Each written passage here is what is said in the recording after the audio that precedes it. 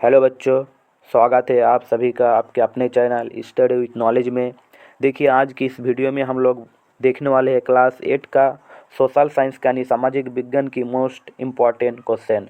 देखिए, आज जो हम क्लास 8 का जो है सोशल साइंस का 50 सवाल कराएंगे, जो कि आप सबका एग्जाम के लिए बहुत ही इम्पोर्टेंट रहने वाले हैं। ठीक है, इसलिए आप लोग इस 50 सवाल को आप लोग ज़रूर से ज़रूर याद कर लीजिए। ठीक है, यही सब सवाल जो है आपकी बोर्ड एग्जाम में पूछे जाएंगे। ठीक है, 2025 का जो है बहुत ही वीवीआई सवाल है। तो चलिए हम पहला नंबर सवाल शुरू करते हैं। ठीक है, तो पहला नंबर सवाल में बोल रहे हैं कि भारत के पहले गवर्नर जनरल कौन थे। ठीक है, तो देखिए, भारत के जो पहले गवर्नर जनरल थे उसका नाम है लॉर्ड माउंटबेटन। ठीक है, तो एक का सही आंसर होगा ऑप्शन नंबर ग।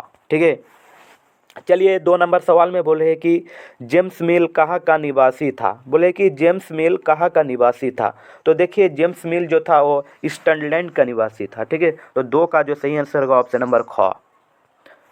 चलिए सवाल नंबर 3 में बोले कि रज्जो हड़प नीति किसने शुरू की।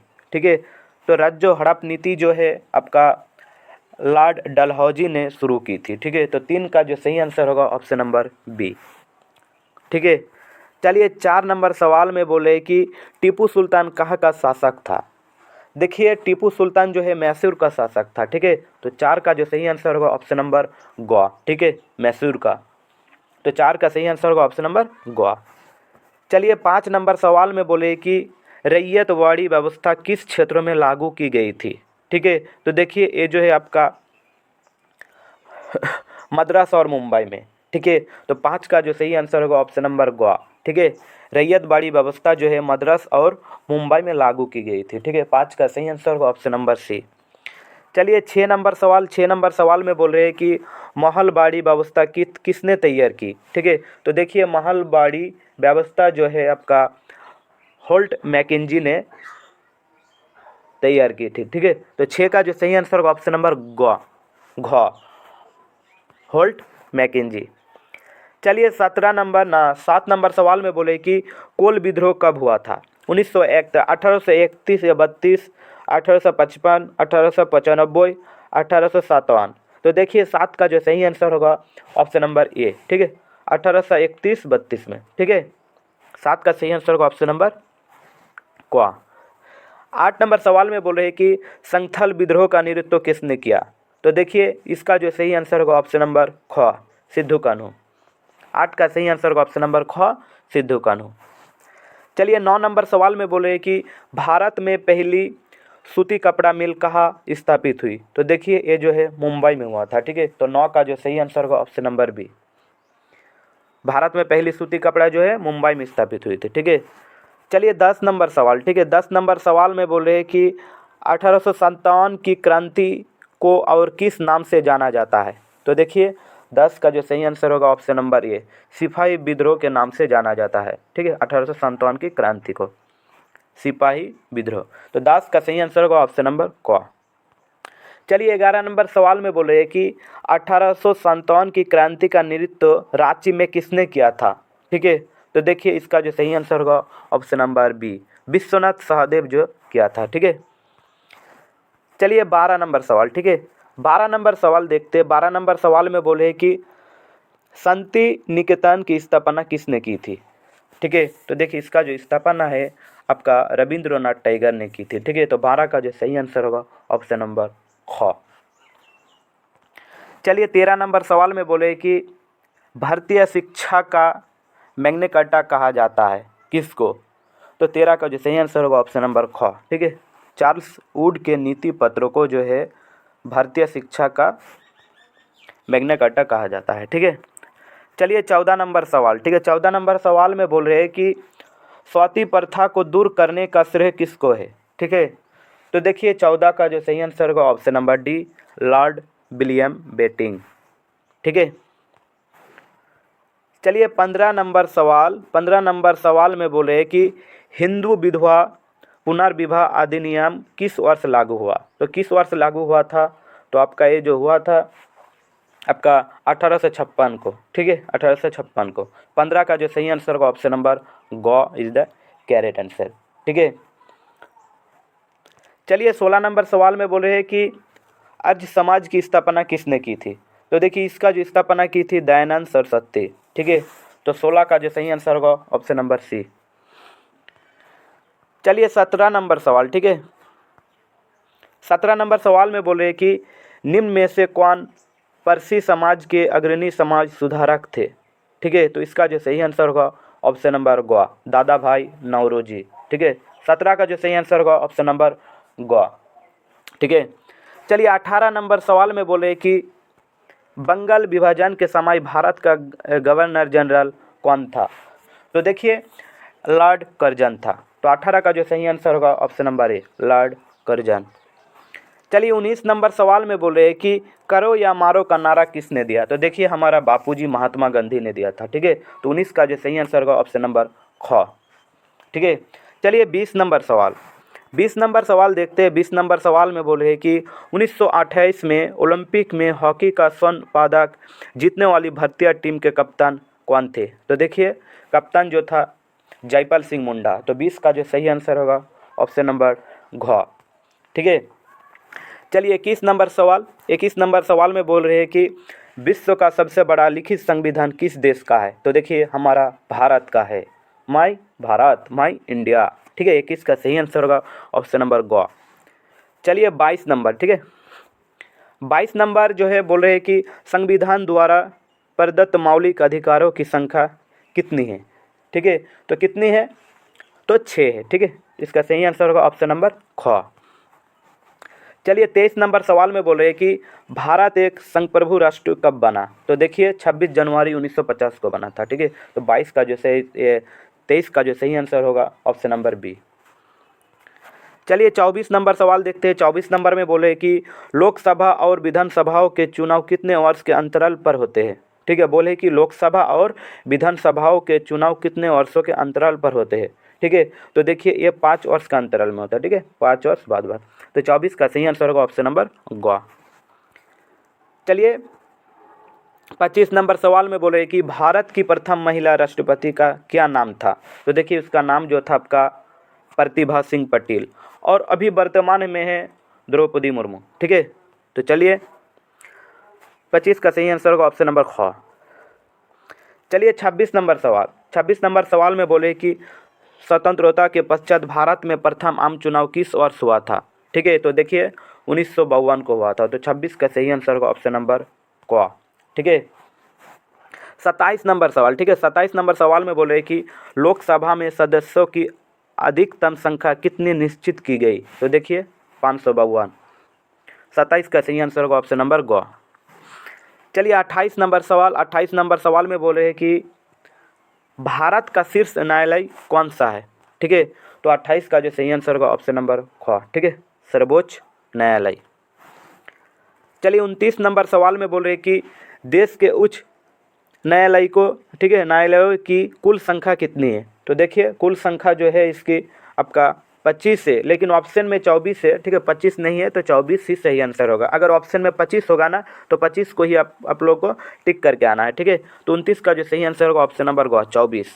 25 रहेगा तो 25 भी होगा, लेकिन ऑप्शन में 25 नहीं है, 24 है, इसलिए इसका आंसर जो है 24 होने वाला है। ठीक है, चलिए 30 नंबर सवाल। 30 नंबर सवाल में बोल रहे हैं कि भारतीय संविधान के किस अनुच्छेद के द्वारा अस्पृश्यता का उन्मूलन किया गया। ठीक है, तो देखिए 30 का जो सही आंसर होगा ऑप्शन नंबर क 17। ठीक है, चलिए 31 नंबर सवाल। 31 नंबर सवाल में बोले कि झारखंड में कुल कितने प्रकार की जनजातियां निवास करती है। ठीक है, कितना, तो इसका जो सही आंसर होगा ऑप्शन नंबर ग 32 जनजातियाँ। ठीक है, हम लोग के झारखंड में। चलिए 32 नंबर सवाल। 32 नंबर सवाल में बोले कि सर्व शिक्षा अभियान की शुरुआत कब की गई थी।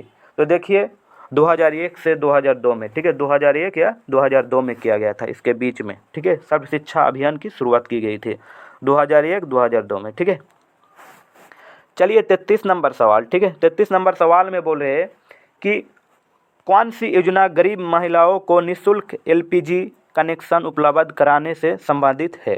ठीक है, तो 33 का जो सही आंसर होगा ऑप्शन नंबर घ। ठीक है, प्रधानमंत्री उज्ज्वला योजना। ठीक है, 33 का सही आंसर होगा ऑप्शन नंबर घ।